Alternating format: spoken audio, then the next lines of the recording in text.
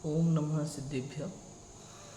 नमो अरिहंताणं, नमो सिद्धाणं, नमो आयर्याणं, नमो उवज्झायाणं, नमो लोहि सव्यसाहुणं। मंगलमय मंगलकरण वीतराग विज्ञान, नमो ताहि जाति भय अरहंतादि महान। कर मंगल करे हो महाग्रंथ करन को काज, जाते मिले समाज सब पावे निज पद राज। बहुविधि मिथ्या गहन करी मलिन कयो निज भाव, ताको होत अभाव है सहज रूप दर्शाव। आचार्य कल्प पंडित टोडरमल जी द्वारा विरचित मोक्ष मार्ग प्रकाशक ग्रंथ 5वां अधिकार विविध मत समीक्षा में हमने बहुत सारे अन्य मतों की चर्चा की है, उनकी मीमांसा की है और अन्य मतों के ग्रंथों में कहाँ कहाँ जैन मत की प्राचीनता सिद्ध की गई है वो भी हमने पढ़ा। आज जो जैन मत के ही दो भेद हो चुके हैं बहुत बड़े वाले, जिसमें से एक श्वेतांबर है जिनके यहाँ ग्रहित मिथ्यात्व बिल्कुल अद्वैत ब्रह्म जैसा वैष्णवों जैसा पाया जाता है। विशेष रूप से पूजा पाठ के अर्थ, गुरु पने के अर्थ, देव पने के अर्थ, धर्म के अर्थ, जो भी मिथ्यात्व ग्रहित मिथ्यात्व है उसकी चर्चा यहाँ हम शुरू करेंगे। श्वेतांबर मत विचार कि किस तरह से श्वेतांबर मत ने अपनी सहूलियत के लिए अपने अलग शास्त्र बनाए और अलग प्रकार से धर्म को चलाया। क्या कहते हैं देखो, तथा काल दोष से कषाई जीवों द्वारा जिन मत में भी कल्पित रचना की है सो बतलाते। काल दोष से ऐसा हुआ, हुंडा अवसर्पणी काल है ना, असंख्यात कल्प कालों में एक बार हुंडा अवसर्पणी काल आता है रच, असंख्यात अनकाउंटेबल कल्पकाल। कल्पकाल क्या होता है कि एक अवसर्पणी काल और एक उत्सर्पणी काल, पहला दूसरा तीसरा चौथा पांचवा छठा, ये हुआ अवसर्पणी। छठा पांचवा चौथा तीसरा दूसरा पहला, ये हुआ उत्सर्पणी। तो एक अवसर्पणी एक उत्सर्पणी, 6 और 6 दोनों को मिला करके जो ये 12 काल हुए, इसका नाम है कल्पकाल। ऐसे असंख्यात कल्पकाल होते हैं तब जाकर के एक हुंडा अवसर्पणी काल होता है। उसमें जो ये 1 से 6 वाला क्रम है ना अवसर्पणी, उसमें हुंडा अवसर्पणी आता है। इस हुंडा अवसर्पणी काल में अनेकों घटनाएं ऐसी होती हैं जो नॉर्मली घटित नहीं होती, जो अनादि अनंत इस कालक्रम में, कालचक्र में जो व्यवस्थाएं सदा समान रहती हैं हमेशा, इसमें हुंडा अवसर्पणी में उसमें भी चेंज कुछ चीज़ों में आता है। और इसी हुंडा अवसर्पणी काल के कारण से इस पंचम काल में, हुंडा अवसर्पणी और दूसरा पंचम काल कलयुग जिसे कहते हैं, पूरे 6 तक पूरे में लगता है। इसीलिए तो तीर्थंकर के जीव के पुत्री होना और तीर्थंकर के समोशरण से विरोध करके भाग जाना, ये जो क्रियाएं होती हैं ये हुंडा अवसर्पणी के कारण से होती। नॉर्मली तीर्थंकर के जीव को कभी पुत्री नहीं होती, कोई तीर्थंकर के समोशरण से भाग नहीं सकता, जा नहीं सकता विरोध करके, नॉर्म ऐसा होता ही नहीं है। योजनों तक ऐसा होता है कि सर्दी नहीं होती, गर्मी नहीं होती, बरसात नहीं होती, सुहाना मौसम रहता है, सुगंधित वातावरण रहता है, बिल्कुल शेर और हिरण भी, सर्प और नेवला भी मित्रतावत व्यवहार करते हैं, सारा वातावरण ऐसा रहता है। लेकिन ऐसे तीर्थंकर के समोशरण में कोई तीर्थंकर का ही विरोध करके चला जाए, ऐसा कभी होता नहीं है। लेकिन हुंडा अवसर्पणी काल से ऐसा भी हुआ है। इस तरह की अनेक घटनाएं घट जाती हैं जो घटना नहीं घटी है, किसी के भी द्वारा हो सकता है। वो तो हुआ है, कुछ भी हो सकता है, दूसरा भी हो तो हो सकता है, कोई बड़ी बात नहीं है। ऐसा नहीं कि नहीं परिवार के द्वारा ही होगा, वो तो हुआ है, वो ठीक है। इसके अलावा पंचम काल में मोक्ष होना, ये भी हो सकता है, हुआ है। तीसरे काल में जन्म लेने वाले तीसरे काल में तीर्थंकर का जन्म हो जाना, ये भी नहीं होता है, लेकिन हुंडा अवसरपणी में ये भी हुआ है। पंचम काल में हुआ ना भगवान महावीर के बाद। ये चौथे काल में जन्म ले चुके थे सब, लेकिन जब इनका मोक्ष हुआ तब तक पंचम काल लग चुका था। हाँ, आखिरी वाले जो केवल ज्ञानी हुए ऐसा। और ये आदिनाथ भगवान तीसरे काल में जन्म हो चुका था इनका, जबकि चतुर्थ काल में होना था। तो कहने का अर्थ ये हुंडा अवसरपणी में इस तरह की घटनाएं घट सकती हैं। और चूंकि अभी तो पंचम काल चल रहा है, तो काल दोष से कसाई जीवों द्वारा जिन मत में भी कल्पित कर रचनाएं रची गई जैन धर्म के विरुद्ध। और जैन धर्म में कई ऐसे जीव होंगे इस काल दोष में, इस पंचम काल में, जो जैन धर्म जिनको समझ में आने वाला नहीं है। जैन धर्म में वीतरागता समझ में आने वाली नहीं है।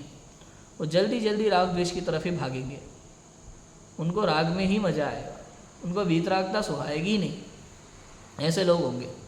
आत्मा की बात नहीं सुहाएगी, ऐसे भी लोग होंगे जैन कुल में ही। और जैन कुल में जन्म लेने के बाद जैन कुल के ही विरोध में जाएंगे, ऐसे लोग भी होंगे। ये काल दोष है। समझ में आया कि नहीं आया? काल दोष से कसाई जीवों द्वारा जिन मत में भी कल्पित रचना की है, सो बतलाते हैं कि श्वेतांबर मत वाले किसी ने सूत्र बनाए, उन्हें गणधर के बनाए कहते हैं। सो उनसे पूछते हैं कि गणधर ने आचारांगादिक बनाए हैं, सो तुम्हारे वर्तमान में पाए जाते हैं इतने प्रमाण सहित बनाए थे या बहुत प्रमाण सहित बनाए थे? यदि इतने प्रमाण सहित ही बनाए थे, तो तुम्हारे शास्त्रों में आचारांग आदि पदों का प्रमाण 18,000 आदि कहा है, सो उनकी विधि मिला दो। मतलब इन्होंने क्या किया है, जो अपने द्वादशांग की चर्चा आती है ना, तीर्थंकर की दिव्य ध्वनि में वर्षा और गणधर ने रचना की। तो जो गणधर ने रचना की ना, उन्होंने भी ग्रंथ लेखन नहीं किया, उपदेश दिया उसको एक कैटेगरी वाइज। तो कितने कितने श्लोक प्रमाण हैं उसकी भी संख्या निश्चित है। लेकिन इन्होंने क्या किया, बाद में किसी ने शास्त्र बनाए, नाम वही रख दिया आचारांग, जो नाम आचारांग आदि नाम है अंगों के। अब उसमें जितने जितने श्लोक बताए हैं तुम्हारे यहाँ उतने मिलते नहीं हैं, तो अधूरे हैं कि पूरे हैं? पहली बात तो ये। कितने बनाए तुमने, किसी और ने बनाए तो तुमने नाम उनका रख के झूठी बात क्यों करते हो? ऐसी पूरी बात। पद का प्रमाण क्या है? यदि विभक्ति के अंत को पद कहोगे तो कहे हुए प्रमाण से बहुत अधिक हो जाएंगे, और यदि प्रमाण पद कहोगे तो उस एक पद के साधिक किंचित अधिक 51 करोड़ श्लोक हैं। तो ये तो बहुत छोटे शास्त्र, इसलिए बनता नहीं है। तथा आचारांग आदि से 10वें कालिक आदि का प्रमाण कम कहा है और तुम्हारे अधिक है, सो किस प्रकार बनता है? मतलब जैसा आचारांग आदि शास्त्रों के श्लोक का और पदों का संख्या का क्रम शास्त्रों में आया है, तुम्हारे में भी वैसा ही आया है। लेकिन तुम्हारे जो शास्त्र तुम कहते हो वो तो उतने प्रमाणित दिखते नहीं है। तो जो तुम कहते हो वो प्रत्यक्ष प्रमाण से सिद्ध नहीं होता। तुम्हारे ही शास्त्रों में कहा गया है कि इतने इतने श्लोक प्रमाण आचारांग आदि शास्त्र है, इतने पद प्रमाण हैं, और तुम जिसे आचारांग आदि शास्त्र बताते हो कि ये है, उसमें तो वो श्लोक प्रमाण और पद प्रमाण आपका मिलता नहीं है। तो आपकी ही बात से आपकी बात विरुद्ध हो जाती, कट जाती। फिर कहोगे कि आचारांग आदि बड़े थे, काल दोष जानकर उन्हीं में से कितने ही सूत्र निकालकर ये शास्त्र बनाए हैं। तब प्रथम तो टूटक ग्रंथ प्रमाण नहीं है। टूटक ग्रंथ माने आधा मैटर निकाल दिया और आधा रख दिया शॉर्ट करके। क्या कह रहे हैं कि आचारांग आदि बड़े बहुत थे भाई सब शास्त्र, तो उसमें से जो मैटर ना आधा निकाल दो, काम काम का मैटर रखे, इतना शास्त्र हमारे यहाँ रखा है। तो कहते हैं प्रथम तो टूटक ग्रंथ प्रमाण नहीं है, ऐसा आधा निकाल के आधा ले लो, ऐसा प्रमाण नहीं माना जाएगा। तथा ऐसा नियम है कि बड़ा ग्रंथ बनाए तो उसमें सर्व वर्णन विस्तार सहित करते हैं, और छोटा ग्रंथ बनाए तो वहाँ संक्षिप्त वर्णन करते हैं, परंतु संबंध टूटता नहीं है। समझ में आया कि नहीं आया? बड़ा ग्रंथ जैसे आदि पुराण आदि हैं, बड़े ग्रंथ हैं। कोई आदि कथा लिखे, जैसे पद्म पुराण है, 3 खंड में इतना बड़ा ग्रंथ है। और राम कहानी लिखी है शुद्धांत प्रपट अड़ैया जी ने, छोटी है, लेकिन वो संबंध नहीं टूटता। मतलब वो पूरी बात लेने की बात आती है उसमें। समझ आया?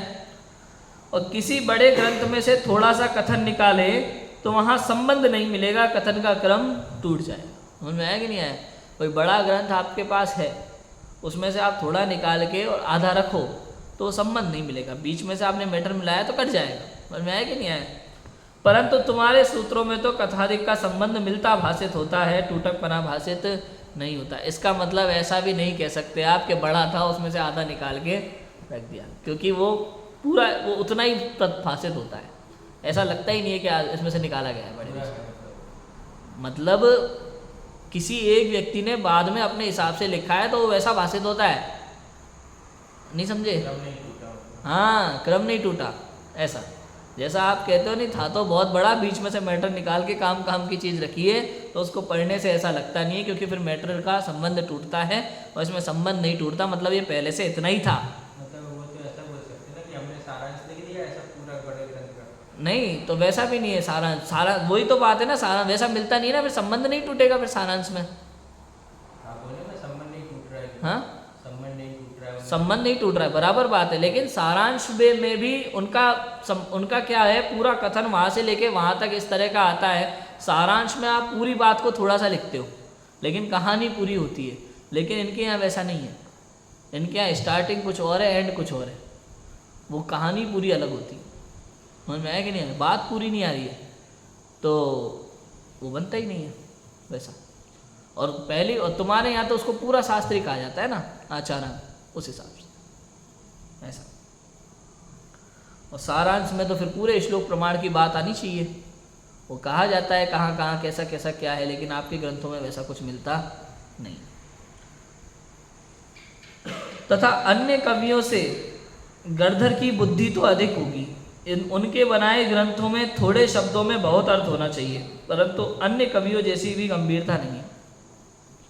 आपके शास्त्र, आप जिन्हें आचार्य आदि कहते हो, गणधर ने लिखे तो उनकी बुद्धि तो बहुत तीव्र होगी, थोड़े शब्दों में बहुत अर्थ होना चाहिए। लेकिन आपके शास्त्रों में तो आजकल के कवियों जैसी गंभीरता भी दिखाई नहीं देती। ऐसा मानते हैं। तथा जो ग्रंथ बनाए वह अपना नाम ऐसा नहीं रखता कि अमुक कहता है, मैं कहता हूँ, ऐसा कहता है। परंतु तुम्हारे सूत्रों में हे गौतम व गौतम कहते हैं ऐसे वचन हैं, परंतु ऐसे वचन तो तभी संभव हैं जब और कोई करता हो। इसलिए यह सूत्र गणधर कृत नहीं है और के बनाए गए हैं। गणधर के नाम से कल्पित रचना को प्रमाण कराना चाहते हैं, परंतु विवेकी तो परीक्षा करके मानते हैं, कहा ही तो मानते नहीं। भैया राजू भाई, अब मैं लिखूँगा तो ऐसा लिखूँगा कि यहाँ पे जिनेंद्र देव द्वारा कहा गया है, या तो है ना, या मैं कहता हूँ, ऐसा लिखा जाता है ना। या लेकिन इनके यहाँ क्या लिखा है कि गौतम गणधर ऐसा कहते हैं, गौतम ऐसा कहते हैं। अब मैं खुद लिखूँगा तो संभव जी ऐसा लिखते हैं तो कितना अजीब लगेगा। आप सोचो, मैं खुद लिख रहा हूँ तो मैं ये कहूँगा कि भैया ऐसा जिनदेव ने कहा है तो ऐसा लिखा जाएगा, मैं कि नहीं आया, फिर मैं कह रहा हूँ, नहीं तो गौतम संभव ऐसा कहता है, ये कौन सी बात है। इनके शास्त्रों में जगह जगह ऐसा आता है गौतम, और गौतम ऐसा कहते हैं, अर्थात है गौतम मतलब स्वयं को संबोधन करते हुए हे गौतम, और गौतम ऐसा कहते हैं, ये भी लिखते हैं। तो इस तरह से ऐसा कोई गणधर तो लिख सकता नहीं है। इससे सिद्ध होता है बाद में किसी और ने ही बनाए हैं, उन्होंने लिखा है कि गणधर ऐसा कहते हैं, और आप उन्हें सीधा गणधर का कहकर के कल्पित बताते हो, कल्पित गणधर के नाम से उसको प्रमाण कराना चाहते हो। परंतु विवेकी तो परीक्षा करके मानते हैं, आपके कहने से बात को मानेंगे नहीं। तथा वे ऐसा भी कहते हैं कि गणधर सूत्रों के अनुसार कोई 10 पूर्वधारी हुए, उन्होंने ये सूत्र बनाए। वहां पूछते हैं यदि नए ग्रंथ बनाए हैं तो नया नाम रखना था, अंगादिक के नाम किस लिए रखे? जैसे कोई बड़े साहूकार की कोठी के नाम से अपना साहूकारा प्रकट करे, ये तो ऐसा कार्य हुआ। कहते हैं कि 10 पूर्वधारी एक गणधर हुए थे, उन्होंने बनाए थे। गौतम गणधर नहीं, 10 पूर्वधारी कोई एक गणधर हुए थे, उन्होंने लिखे। 10 पूर्व के ज्ञान के धारी ऐसे एक गणधर हुए थे बाद में, उन्होंने लिखा है। अच्छा चलो ठीक है, तो यदि 10 पूर्व के ज्ञान के धारी हुए थे तो नए ग्रंथ बनाने थे। नहीं तो मतलब एक बार गणधर होने के मतलब किसी तीर्थंकर के शासनकाल के बाद फिर गणधर दोबारा हो सकते हैं। गणधर एक ही तीर्थंकर के शासनकाल में बहुत सारे हो सकते हैं। नहीं तो वो हो गए, तो उनके पास कोई लिखने वाला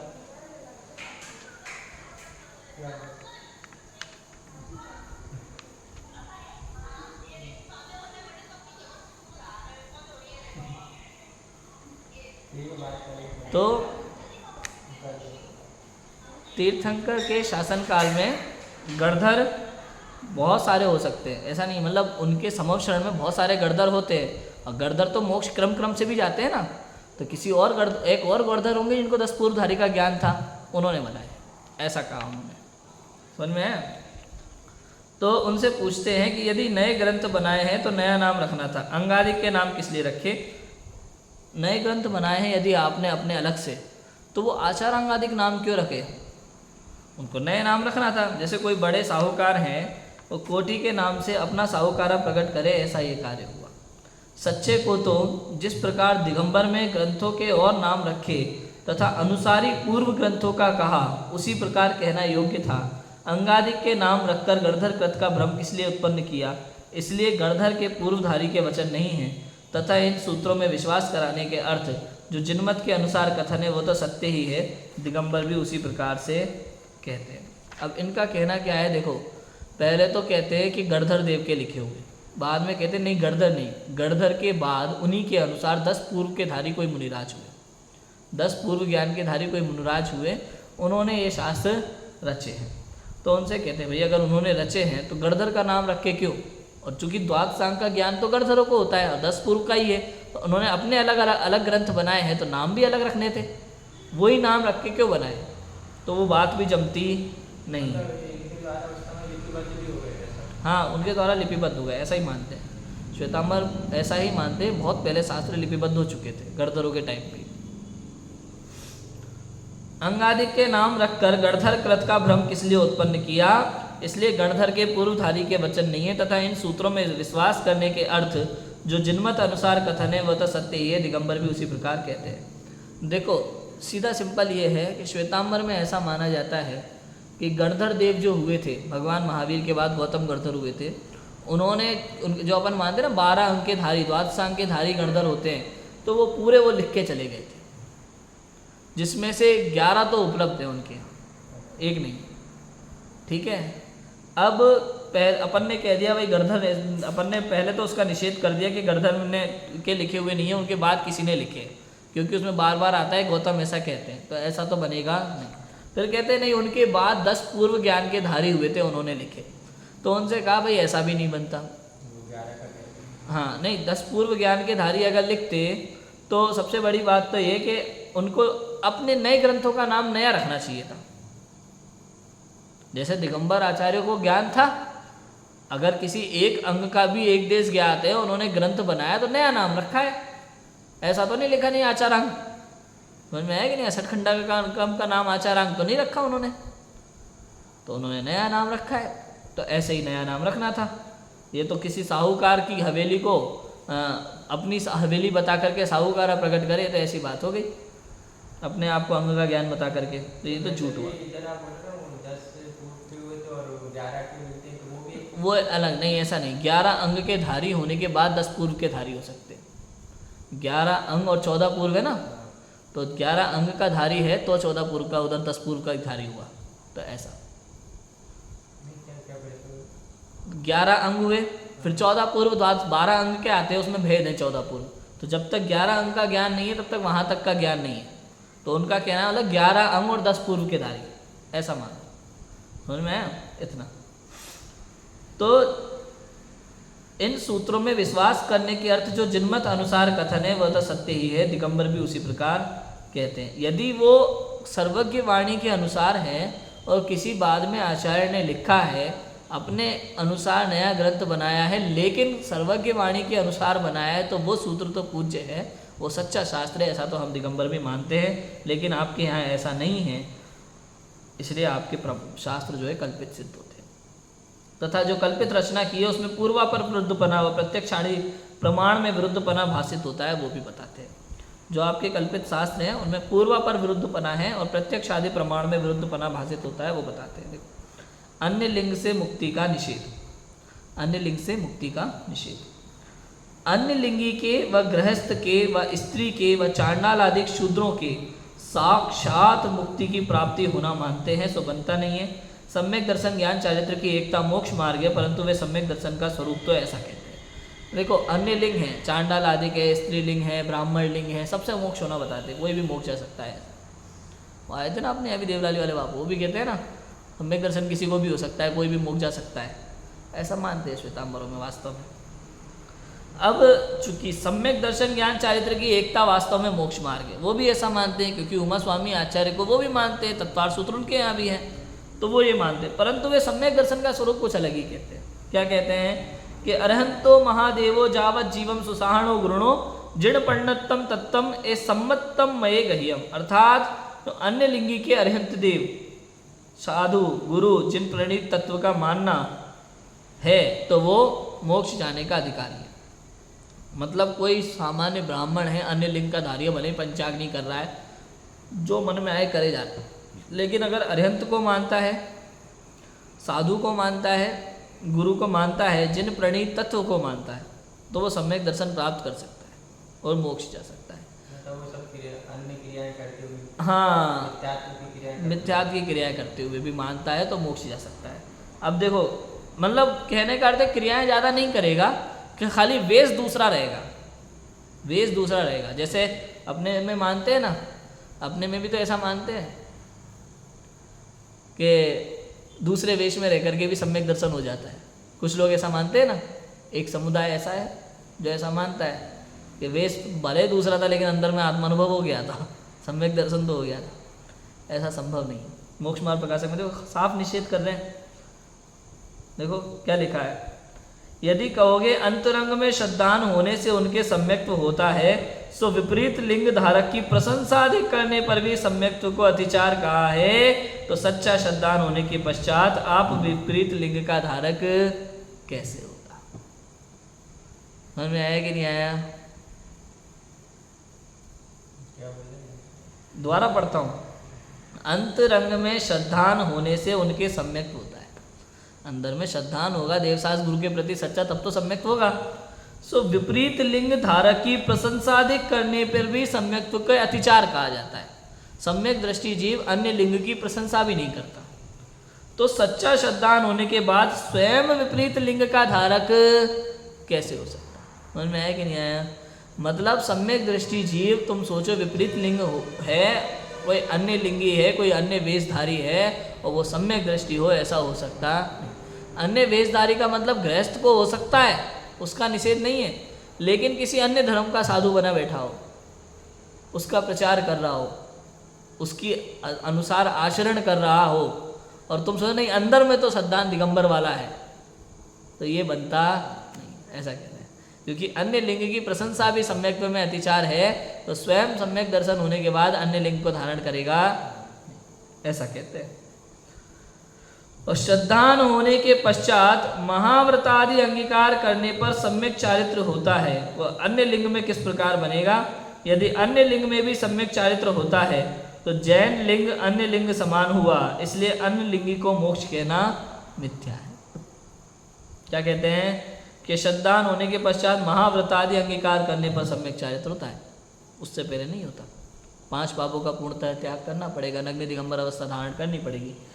अष्टपावड़ में तो लिखा है णग्गो ही मोक्ष मग्गो, नग्नता ही एकमात्र मोक्ष का मार्ग है, अंतरंग से भी और बहिरंग से भी, वरना मोक्ष नहीं हो सकता। तो अन्य लिंग में फिर मोक्ष किस प्रकार बनेगा? यदि अन्य लिंग में सम्यक चारित्र होता तो जैन लिंग अन्य लिंग समान हुआ, इसलिए अन्य लिंगी को मोक्ष कहना मिथ्या है। फिर जैन धर्म का मतलब ही नहीं रहेगा। जब सभी मोक्ष जा सकते हो तो जैन धर्म का मतलब क्या है? आप देखो गृहस्थ मुक्ति का निषेध करते हैं सबसे पहले पंडित टोडरमल जी, कि तथा गृहस्थ को मोक्ष कहते हैं, सो हिंसादिक सर्व सावध्य योग का त्याग करने पर सम्यक चारित्र होता है। हिंसादिक सर्व सावध्य योग का त्याग करने पर, अर्थात सारे आरंभ का त्याग करने पर, ये घर में जितने भी काम होते हैं ना, खाना बनाना करना, झाड़ू पोछा, सबका त्याग करना पड़ता है, तब जाके सम्यक चारित्र होता है। ये बाह्य सम्यक चारित्र की बात है, उनमें तब सर्व सावध्य योग का त्याग करने पर गृहस्थपना कैसे संभव? सावध्य, सावध्य माने आरंभ, आरंभ इकट्ठा करना। सर्व सावध्य योग का त्याग करने पर गृहस्थपना कैसे संभव? जब सब कुछ त्याग ही दिया, सारी आरंभिक क्रियाएं त्याग दी, तो गृहस्थपना आपको बनेगा नहीं। यदि कहोगे अंतरंग त्याग हुआ है तो यहाँ तो तीनों योग द्वारा त्याग कहते हैं, सो तो काय द्वारा त्याग कैसे हुआ? आप तो कहते हो मनवचन काय द्वारा त्याग है, और तुम कह रहे हो मंत्रंग द्वारा हुआ है, तो फिर काय से कहाँ हुआ? तो तुम्हारी बात तुम्हारे ही कथन से विरुद्ध हो जाएगी। तथा बाह्य परिग्रहादिक रखने पर भी महाव्रत होते हैं, सो महाव्रतों में तो बाह्य त्याग की ही प्रतिज्ञा करते हैं, त्याग किए बिना महाव्रत नहीं होते, महाव्रत बिना छठा गुणस्थान नहीं होता, तो फिर मोक्ष कैसे होगा? इसलिए गृहस्थ को मोक्ष कहना मिथ्या वचन है। क्योंकि उनके यहाँ तो महाव्रत भी ऐसे ही मान लेते हैं गृहस्थ को ही, मतलब नग्न दिगंबर वेश धारण करने की जरूरत नहीं है, किसी भी वेश से मोक्ष जा सकते हैं। ऐसा अंतरंग में थोड़ी त्याग कर दिया है उन्हें बस मन से, लेकिन लिखते ये भी है कि मन वचन काय से त्याग दिया, लेकिन काय से त्याग नहीं करते, उसको उपकरण मानते हैं। उपकरण ये ऐसे इतना रखने की परमिशन है, ऐसा मानते हैं। स्त्री मुक्ति का निषेध, देखो ये लोग स्त्री पर्याय से भी मुक्ति मानते हैं कि स्त्री को मोक्ष कहते हैं, सो जिससे सप्तम नरक गमन योग्य पाप ही नहीं हो सकता, उससे मोक्ष का कारण शुद्ध भाव कैसे? समझ में आया कि नहीं है? तो छपक श्रेणी नहीं चढ़ सकती स्त्री कभी भी, और छपक श्रेणी के बिना मोक्ष नहीं होगा। शुक्ल ध्यान का 14 पाया नहीं लगेगा कभी, शुक्ल ध्यान होगा ही नहीं स्त्री को। कि स्त्री को मोक्ष कहते हैं, सो उससे सप्तम नरक योग्य पाप नहीं हो सकता। कोई भी स्त्री 7वें नरक नहीं जाती स्त्री पर्याय से, कभी भी जा ही नहीं सकती, उससे इतना पाप हो ही नहीं सकता। उससे मोक्ष का कारण शुद्ध भाव कैसे होगा? अर्थात इसके लिए भी वो चाहिए वज्र वृषभ नाराज संग्रह, वो स्त्री को नहीं होता। जैसे उस काल में चतुर्थ काल में किसी भी स्त्री को नहीं होता, बिल्कुल भी नहीं होता, क्योंकि जिसके भाव दृढ़ हो वही उत्कृष्ट पाप व धर्म उत्पन्न कर सकता है। भाव दृढ़ हो, भावों में उतनी क्वालिटी हो, पाप करने वाली भी और धर्म करने वाली वही कर सकता है, नहीं तो नहीं कर सकता। आप देखो कभी भी जो जितना नीचे गिर सकता है वही उतना ऊपर उठ सकता है, ऐसा लौकिक में कहा जाता है। इसलिए यहाँ स्त्री 7वें नरक तक नहीं जा सकती, तो वो सिद्धशिला भी नहीं जा सकती। सीधी बात ये है, जो जितना नीचे गिर सकता है वही उतना ऊपर उठ सकता है, क्वालिटी यही है। तथा स्त्री के निशंक एकात्म में ध्यान करना और सर्व परिग्रह आदि का त्याग करना संभव नहीं है, इसलिए उसको मोक्ष हो सकता नहीं। यदि कहोगे एक समय में पुरुष वेदी व स्त्री वेदी व नपुंसक वेदी को सिद्धि होना सिद्धांत में कही है, इसलिए स्त्री को मोक्ष होना मानते हैं, परंतु यहाँ वह भाव वेदी है या द्रव्य वेदी?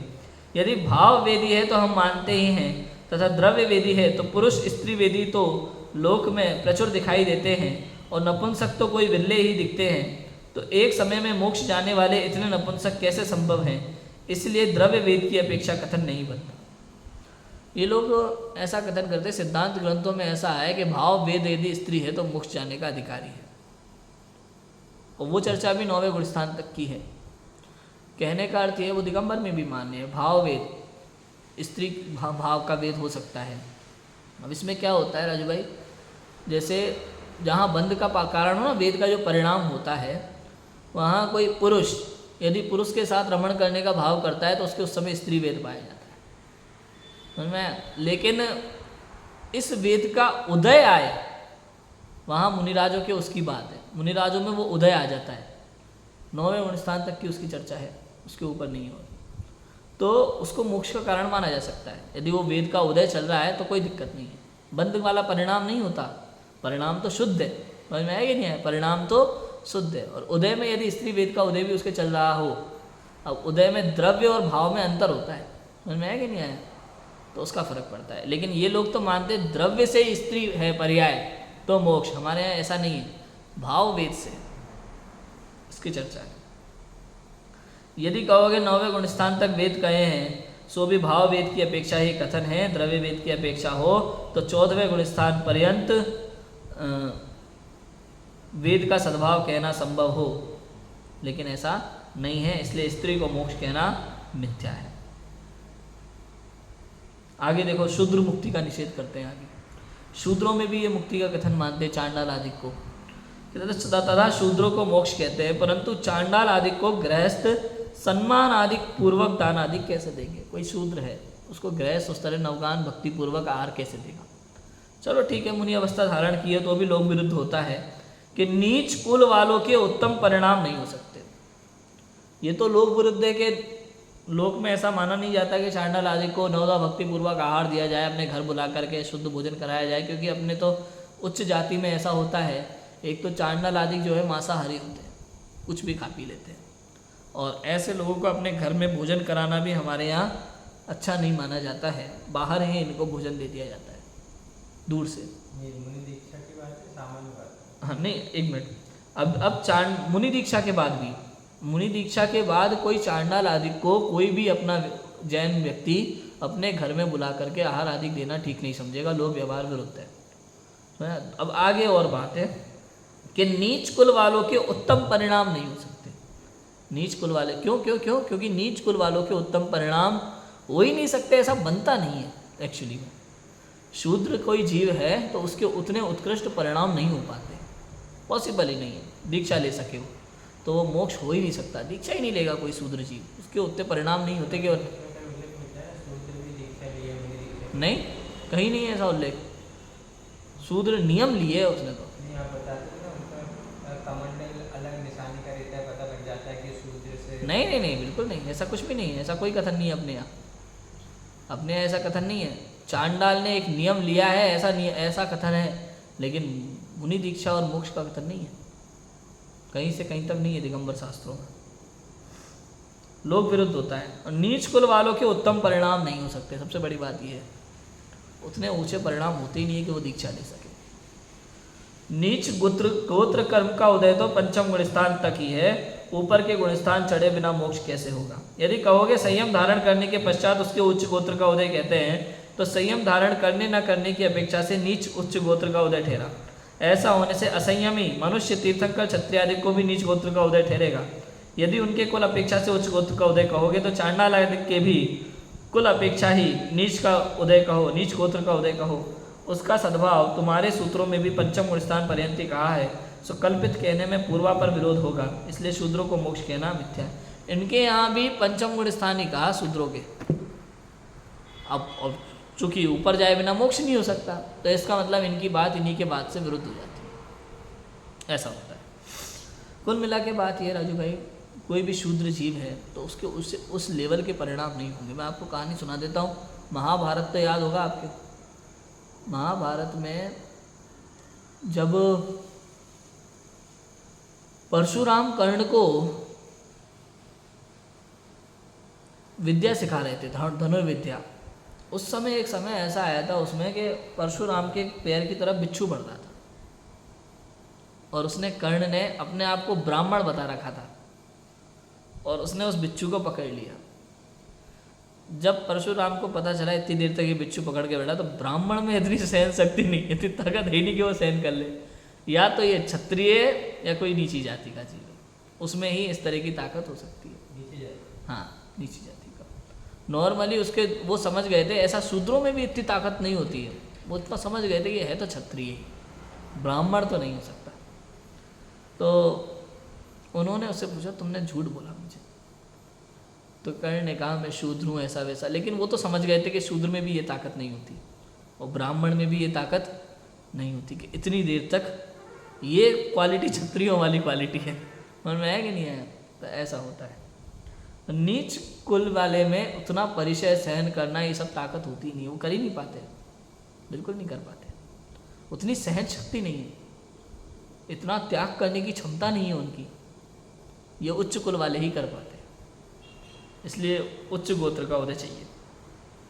इस प्रकार उन्होंने सर्व को मोक्ष की प्राप्ति कही, सो उसका प्रयोजन ये है कि सर्व को भला मानना, मोक्ष की लालच देना और अपने कल्पित मत की प्रवृत्ति करना, परंतु विचार करने पर सब मिथ्या भाषित होता है। उनका मतलब क्या किया कि सबको भला जान करके उन्होंने ऐसी बात कर दी है कि सब अच्छे लोग हैं, भाई सबको धर्म करने का अधिकार है, ऐसी क्या बात है, हम ही थोड़ी ना पुरुष हुए कि हम धर्म करेंगे। तो ऐसा कहकर के उन्होंने कल्पित उपदेश दिया है, लेकिन ये सिद्धांत के विरुद्ध है, मिथ्या निरूपण। एक और चीज़ आती है अछेरों का निराकरण यह एक प्रकरण लिया है पंडित टोडरमल जी ने।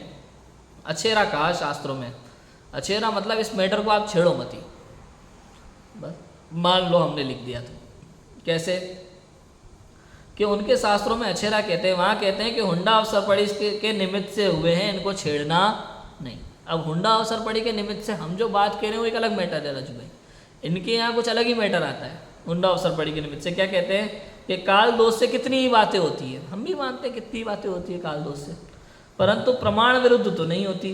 यदि प्रमाण विरुद्ध भी हो तो आकाश के फूल, गधे के सिंह इत्यादि होना भी बनेगा सो संभव नहीं। माना काल दोष से बहुत बातें होती है लेकिन प्रमाण विरुद्ध नहीं होती। प्रमाणित हो तो माना जाएगा, लेकिन आकाश के सिंह, आकाश के फूल, गधे के सिंह इत्यादि होना भी बनेगा सो संभव नहीं है। काल दोष में ऐसा नहीं होता है। भले कितना भी बड़ा काल दोष हो, मैं तो हमेशा कहता हूँ ना, काल दोष से ऐसा चल रहा है भाई, काल दोष से अगर पूरब पश्चिम से उगने लगे तो हम माने, सूरज जो है पूरब की जगह पश्चिम से उगने लगे तो हम माने, लेकिन ऐसा तो होता नहीं है। सूरज पूरब की जगह पश्चिम से नहीं उगता है तो हमारे देव शास्त्र गुरु का अन्यथा स्वरूप हो सकता नहीं, धर्म का स्वरूप अन्यथा हो सकता नहीं। तो वह अछेरा कहते हैं। सो प्रमाण विरुद्ध चीज़ों को अछेरा कहते हैं। वो कहते हैं, क्या कहते हैं वो बताओ। देखो, वर्धमान जिन कुछ काल ब्राह्मणी के गर्भ में रहे फिर चित्रयाणी के गर्भ में बड़े हो, ऐसा कहते हैं। सो किसी का गर्भ किसी के रख देना प्रत्यक्ष भाषित नहीं होता, अनुमान आदिक में नहीं आता, तथा तीर्थंकर के हुआ कहे तो गर्भ कल्याणक किसी के घर हुआ, जन्म कल्याणक किसी के घर हुआ, कुछ दिन रत्न वृष्टि आदि किसी के घर हुए, कुछ दिन किसी के घर हुए, 16 स्वप्न किसी और को आ रहे हैं और पुत्र किसी और के हो रहा है इत्यादि असंभव भाषित होता है। ये प्रत्यक्ष अनुमान दोनों प्रमाणों से विरुद्ध भाषित होता है और आगम प्रमाण से भी विरुद्ध है। तथा माताएं तो दो हुई और पिता एक ही ब्राह्मण रहा। इस अनुसार जन्म कल्याणक आदि में उसका सम्मान नहीं किया, अन्य कल्पित किसी और पिता का सम्मान किया बताते। इस प्रकार तीर्थंकर के दो पिता का कहना महाविपरीत भाषित होता है। सर्वोत्कृष्ट पद धारक के लिए ऐसे वचन सुनना भी योग्य नहीं। भाई तीर्थंकर सुन, महावीर स्वामी के लिए है कि ऐसा और भी दिखा? केवल महावीर स्वामी के लिए इतनी बातें हैं। तो तीर्थंकर की भी ऐसी अवस्था हुई तो सर्वत्र ही अन्य स्त्री का गर्भ अन्य स्त्री को रख देना ठहरेगा। फिर समझ में आया कि नहीं आया? राजा का अनुकरण प्रजा होता है, तीर्थंकर के हो सकता है तो सबके हो सकता है फिर इस तरह की चीज़ें। क्योंकि ये एक ऐसी, ये कोई अच्छी चीज़ नहीं है, ये ऐसी चीज़ है समस्या जैसी बात। जब ऐसी समस्या तीर्थंकर के जीव के लिए आ सकती है तो सामान्य जीवों के लिए तो आ ही सकती है। समझ में आया कि नहीं आया? तो जैसे वैष्णव अनेक प्रकार से पुत्र पुत्री होना बताते हैं वैसा ये कार्य हुआ। सो ऐसे निकृष्ट काल में जब ऐसा नहीं होता तो वहाँ वैसा होना कैसे संभव? पंचम काल में भी हमने ऐसी समस्याएं किसी सामान्य पुरुष के जीवन में नहीं देखी है, तो तीर्थंकर के जीव के चौथे काल में ऐसी समस्या होना संभव नहीं। अब मल्ली तीर्थंकर को कन्या कहते हैं, परंतु मुनि देवादिक की सभा में स्त्री का स्थिति करना, उपदेश देना संभव नहीं है। स्त्री पर्यायहीन पर्याय है। उत्कृष्ट तीर्थंकर पदधारी के वो बनती नहीं है। तीर्थंकर के नग्न लिंग ही कहते हैं, सो स्त्री के नग्नपना संभव नहीं है इत्यादि विचार करने से असंभव भाषित होता। तीर्थंकर के ये लिंग नग्न ये भी मानते हैं, वैसे किसी भी लिंग से मोक्ष ना मानते, लेकिन तीर्थंकर के नग्न लिंग ही मानते हैं। और मल्ली जो है स्त्री मानोगे तो उनके नग्न लिंग संभव नहीं है। ये खुद ही कहते हैं कि स्त्री को शोभा नहीं देता, वर्तमान में कहते हैं। तो ये तो आपकी बात आपके ही प्रमाण से विरुद्ध है। हरि क्षेत्र के भोग भूमिया को नरक में गया कहते हैं। हरि क्षेत्र का कोई भोग भूमि वाला जीव उसको नरक में गया कहते हैं, जबकि कर्म सिद्धांत कर्णनियों के शास्त्रों में ऐसा वर्णन है कि भोग भूमि के जीव को देवगति या देवायु का बंधी होता है। नरक कैसे गया? सिद्धांत में तो अनंत काल में जो बात हो वो भी कहते हैं। तीसरे नरक पर्यंत तीर्थंकर प्रकृति का सत्व कहा, भोग भूमियों के नरकायु का गति का बंध नहीं कहा। सो केवली भूलते तो नहीं है इसलिए मिथ्या है। मतलब नरकों की बात भी जब केवली भगवान ने बता दी तो भोग भूमि की बात गलत बताए ऐसा हो सकता नहीं है। इसका मतलब ये आपने कल्पित मिथ्या बातें जोड़ी। इस प्रकार सर्व अछेरे असंभव जानना, तथा वे कहते हैं इनको छेड़ना नहीं। इन बातों का आप ज़्यादा पूछना नहीं, देखो मैं कि नहीं, इनको छेड़ना नहीं। सो झूठ कहने वाला इसी प्रकार कहता है। तथा यदि कहोगे दिगंबर मत में जिस प्रकार तीर्थंकर के पुत्री चक्रवर्ती का मान भंग है ना, मान भंग हुआ ना, इत्यादि कार्य काल दोष से हुआ कैसे हैं कहते हैं, उसी प्रकार ये भी हुए, परंतु यह कार्य तो प्रमाण विरुद्ध नहीं है, पॉसिबल है, सामान्य सी बात है। अन्य के होते थे सो महंतों के हुए, इसलिए काल दोष कहा। गर्भ हरणादि कार्य प्रत्यक्ष अनुमान आदि से विरुद्ध है, उनका होना है कैसे संभव? ये पॉसिबल नहीं है। अन्य भी बहुत ही कथन प्रमाण विरुद्ध कहते हैं, जैसे कहते हैं सर्वात सिद्धि के देव मन ही से प्रश्न करते हैं, केवली मन ही से उत्तर दे देते हैं, परंतु सामान्य जीव के मन की बात मना पर्याय ज्ञानी के बिना जान नहीं सकता। तो केवली के मन की सर्वात सिद्धि के देव किस प्रकार जानेंगे? तथा केवली के भाव मन का तो अभाव है, द्रव्य मन जड़ आकार मात्र है, उत्तर किसने दिया? इसलिए ये मिथ्या है। मतलब ऐसा मानते सर्वा सिद्धि के देव जो है ना, वो अपने मन में प्रश्न करते हो, केवली भगवान कहीं बैठे हों ढाई द्वीप के अंदर, तो विदेश क्षेत्र आदि में, तो उनका वहाँ से उत्तर आ जाता है और हम उनके मन की बात को जान लेते हैं। सबसे बड़ी बात तो मन की बात जानने के लिए आपको मन पर ज्ञान होना आवश्यक है, वो है नहीं, तो आप जानोगे कैसे। दूसरी बात, अपने यहाँ दिगंबरों में जो कथन है ना, दिगंबरों में ऐसा कथन है, सर्वास सिद्धि के देव जिनकी 33 सागर आयु प्रमाण होता है, सर्वोत्कृष्ट आयु जिनकी होती है, वो पूरे 33 सागर रात दिन के भेद बिना तत्व चर्चा ही करते हैं हमेशा। और एक बार जो बात आ गई दोबारा नहीं आती, ये कभी किसी समोशरण में नहीं जाते, वहीं के वहीं रहते हैं। 33 सागर इनका काम एक ही होता है, केवल तत्व चर्चा का, आपस में उनको मन पर ज्ञान थोड़ी होता है। नहीं होता। इसलिए लिखा ये मन की बात कैसे जानोगे, जैसे मुनियों को ही होता है, हैं? मुनियों को ही होता है, मुनियों को होता है, मुनियों को ही होता है, तो ये जान नहीं सकते। और केवली भगवान के तो भाव मन का अभाव है, तो मन से उत्तर देंगे कैसे? उनकी तो ओंकार दिव्य ध्वनि गिरती है, वो भी बिना इच्छा के। तो इस प्रकार आपका ये कथन भी मिथ्या सिद्ध होता है। इस प्रकार अनेक प्रमाण विरुद्ध, ये तो 2-3 बातें बता दी हैं, ऐसे श्वेतांबर में अनेक प्रमाण विरुद्ध कई कथन हैं जिनकी चर्चा और आगे आएगी। ये सब उनके आगम कल्पित जानना। श्वेतांबर मत कथित देव गुरु धर्म का अन्यथा स्वरूप इसमें आएगा। देव का अन्यथा स्वरूप पढ़ोगे तो आपको समझ में आएगा कितनी विरुद्ध बातें आई हैं। इनकी चर्चा अपन करेंगे। अभी की बात को विराम देते हैं। ओम नमः सिद्धि पे।